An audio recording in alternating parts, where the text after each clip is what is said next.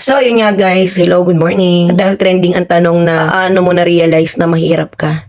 Ay, Diyos ko Lord. Since birth guys, hindi lang na-realize. As in talagang nararanasan mo ang kahirap. Trending kasi ngayon guys sa mga social media. Yung tanong na yan kasi may nag-viral po na video. Yung mga loop photos niya. Kinukwento niya doon yung gaano siya naging mahirap nung maliit siya. Sa pagtataguyod ng kanyang non-biological father. Imagine guys hindi pa tunay na tatay ang nagpalaki sa Pero yung una niya kasing photos guys doon, kung hindi mo talaga tatapusin yung video, sasabihin mong hindi siya mahirap. Kasi bata pa siya, nakakatikim na siya ng mga pagkain sa fast food. Pero kami guys, never namin naranasan yan. Ultimo birthdays, hindi namin naranasang maghanda. Ang laging sabi lang sa amin ng aming magulang, ng aming tatay, laging handang magtiis.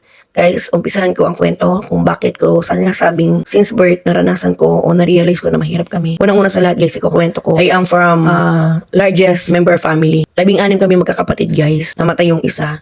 So, 15 kami sa isang nanay at tatay. Oops, huwag niyo akong i-bash dyan, guys. Proud to be ako, guys, na member ako ng isang malaking pamilya. Although, may mga kaguluhan, may mga away, hindi maiwasan yan. Siguro kahit nga isa ang anak mo or dalawa, may struggle na ganyan sa loob ng tahanan. Kami pa kayang 15 magkakapatid. Guys, proud ako sa nanay at tatay ko kasi sila yung magulang na, although hindi lahat ng atensyon nasa iyo, pero naituro nila sa amin kung paano kami magtiis. Hindi kami mapaghanap. Lagi na ikwento ng nanay ko na kami yung anak na nag-aaral, school, bahay, tulong sa kanila kasi nga may maliit kaming tindahan na doon kami kumukuha ng hanap buhay. Pero guys, kahit may bukid ang tatay ko noon, hindi naman niya naiparanas sa amin na tumuntong kami sa bukid para tumulong kaming mga babae. Hindi kagaya ng iba guys na talagang kung mahirap kami, may mas mahirap pa.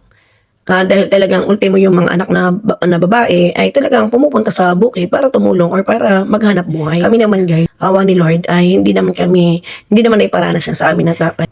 Siguro nag-initiate lang kami na pumunta or tumulong sa bukid. Pero yung talagang ipurso niya na doon talaga kami lumaki na tumulong kami sa pagbubukid, hindi naman po siguro. Pero guys, sa pagtitiis, gaya ng mga pagkain, talagang grabe ang tiis namin guys. Kung wala kaming ulam, kung ang isang boteng bagoong, yan ang ulam namin ng buong isang linggo, titiisin mo yan ng ulam. Pero minsan guys, nakakabili naman ng isda. Pero yung karne guys, talagang siguro kapag may mga handaan lang, doon lang kami makakatikim.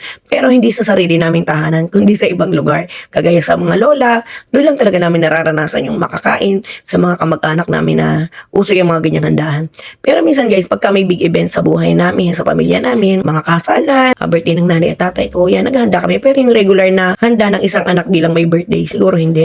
Yung may mga trabaho na nagbase sa Manila, yung mga kapatid ko, sila talaga nakaranas na ng mga ganun.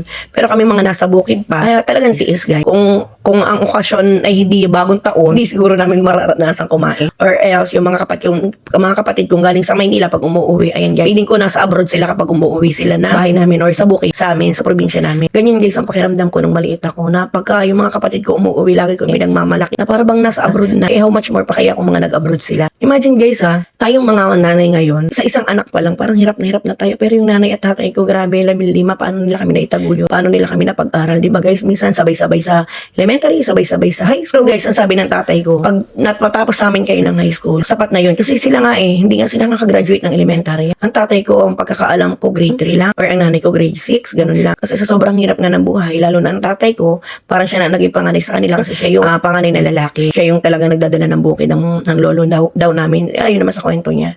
Talagang bago siya pumasok sa school, marami siyang intindihin. Palayan, ang pag-alam ng kalabaw, papakain, mga ganyan-ganyan yung mga kwento nila. Kaya parang sa mga kwento ng magulang namin, parang na-inspired din ako na sila nga hinabuhay sa ganun. Pero tayo guys, dahil mahirap tayo, nag-strive tayo na maranasan din naman natin yung makakain ng masarap.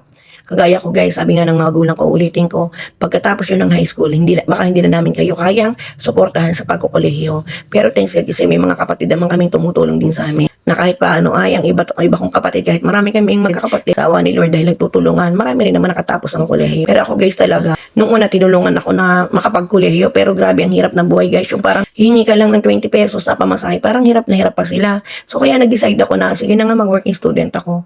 Ayun guys, kaya talagang pinagmamalaki ko na ang aking tinapos kahit kaunti, kahit maiksi lang na panahon ay galing sa aking hirap. May mga tulong din ng iba kong kapatid dyan. Pero syempre guys, thankful ako kasi kung wala akong kapatid na tinirahan while nag-aaral, hindi naman nila ako sinisingilan ng malaking halaga para sa upa or sa mga pagkain. O dahil nga working student naman ako at may mga extra, doon sa mga time na yon nakakabigay ako kahit paano. Pero nung wala akong trabaho, guys, talagang libre ang tira at pagkain syempre.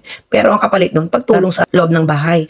Ako nag-aalaga ng mga pamangkin ko, naglalaba, nagluluto, parang katulong ba guys? Siyempre, pinalaki tayong mahirap, hindi naman tayo mayaman, kaya yun ang turo lagi ng magulang na kung saan ka pumunta, gawin mo ang best mo para magustuhan ka nila. At unang-una sa lahat na tinuturo ng inay at ng tatay, kahit paanong sintimo ang makita mo dyan kapag hindi sa'yo, siyempre totoo naman yun, huwag mo nga akinin dahil ang mga kapatid mong mga nasa Maynila, palagay-lagay lang ang pera dyan.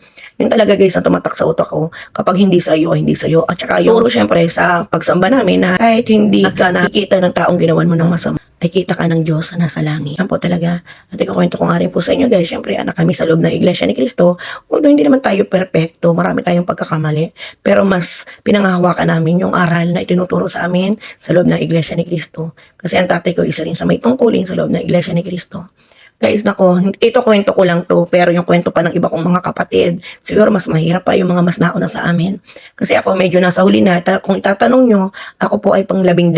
Sabi ko nga po, minsan sa mga seminar, sa mga training, kapag may mga ganitong mga ikinukwento yung story ng buhay. Sabi ko nga, siguro kung nagplano, magulang ko na 1 dosena lang ang ating anak, ako na yung bunso. Kaso hindi talagang napasipag sila. Pero guys, talagang proud na proud ako. No regret na kahit pinalaki kaming mahirap, proud na proud ako sa magulang namin. Mahal na mahal namin ang aming mga magulang. Nga lang guys talaga dahil sa sobrang dami namin, hindi na kami napatapos ng magandang kurso. Marami sa mga kapatid ko rin ang hindi nakatapos ng kolehiyo. Kaya siguro sa hirap ng buhay, hindi rin namin naiingat ang buhay ng aming mga magulang. Kagaya ng tatay, hindi man lang namin naiparanas ang magandang buhay bago siya nawala. Pero yun nga po, lagi kong pinapangarap na sana magtagumpay tayo, hindi masahanap buhay dito. Marami ng mga pagkakamali, marami mga naging maling desisyon sa buhay namin, mga maling investment. Pero hanggat nabubuhay ako guys, hindi ako nawawalan ng pag-asa. Ang lagi ko lang pinapangarap na sana, minsan lagi kong pinapanalangin na sana sa bago mawala or kuhanin sa amin na ni Lord ang ina, ay sana minsan mapatikim naman namin sa kanya magandang buhay. Or minsan maranasan naman niya yung hindi siya nag-aalala sa mga bayarin, sa mga pagbili niya ng gamit. Kaya guys, alam mo ba, ginagawa rin namin itong pagko-content kasi isa rin to sa inaasahan ko kagaya ng ibang mga content creator dyan na malay ba natin, yung tanong na what if, ginawa ko nga kagaya ito, nagko-content ako, minsan may mag-boom or minsan makilala ko. Dahil nga may earnings din dito guys, kaya sinubukan din namin to. Guys, dahil maiksi lang naman tong video ko, actually nga, ginawa ko na lang audio tong, ginag-voice over na lang ako ng tungkol dito sa trending na tanong dito sa mga social media. Dito ko na lang sa mukbang, di ba? Guys, habang ang tanong ay paano mo na-realize na mahirap ka, eto at kumakain ako dito at nagpapakasarap, di ba guys? Lahat po ng mga ginagawa namin guys, kung may mga tanong pa kayo, baka may part 2 to, di ba guys? Maraming kwento guys, napakahaba ng kwento ng buhay namin kung itatanong ninyo. At kung may part 2 pa to, sige dun ko ikukwento. Ito, umpisa pa lang to guys. Yung sa salitang 15 kami magkakapatid, paano ba kami nairaos? Diba guys? Dun pa lang, sa isa pa nga lang guys, diba nahirapan na tayo. 15 kami, na wala namang pagkukunan. Diba? May maliit na tindahan at ang tatay ko ay karpintero lang. Diba guys, diyan ka magtataka kung paano kami napalaki. Kasi sa sobrang sipag ng nanay at tatay ko, parang kulang yung isang araw sa kanila kung pwedeng hindi sila matulog. Baka hindi na sila matulog para yung araw nila, yung oras nila ay hindi masayang. So yun lang guys, marami pang tanong, i-comment ko lang dyan sa baba at ating sasagutin. Hindi naman po tayo sikat pero mali lang natin may magtanong, diba guys? So yun lang guys for today's video. Thank you for watching. Please do comment and share. Please don't forget guys Salamat. Ingat po tayo palagi. God bless.